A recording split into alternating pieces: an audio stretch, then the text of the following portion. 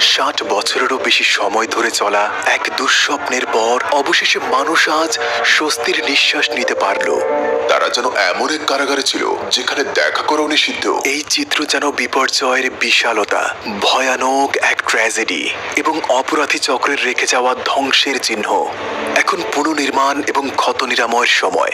নতুন সিরিয়ায় নতুন সূচনার পথ প্রশস্ত করার সময়।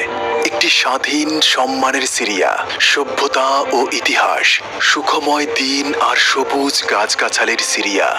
মাথা উঁচু করে বাঁচবে তুমি সিরিয়ান। হোমসের জন্য ভালোবাসা রইল। হোমস থেকে জোহাতাব। আলাউদ্দিন জীবন, নরিয়ারাও, আলাসি স্কোয়ার, ওলন্তেস নদী এখন সব আমার। আজ সবাই মুক্ত। আমরা হোমসে ফিরে এসেছি, বিজয়ী হয়ে ফিরে এসেছি। আলহামদুলিল্লাহ, আমরা বিজয়ী। বিশ্ব জুড়ে আজ সিরিয়ানরা গর্ববোধ করছে। গত 100 বছরের নিপীড়নের যুদ্ধ এখনো বাকি।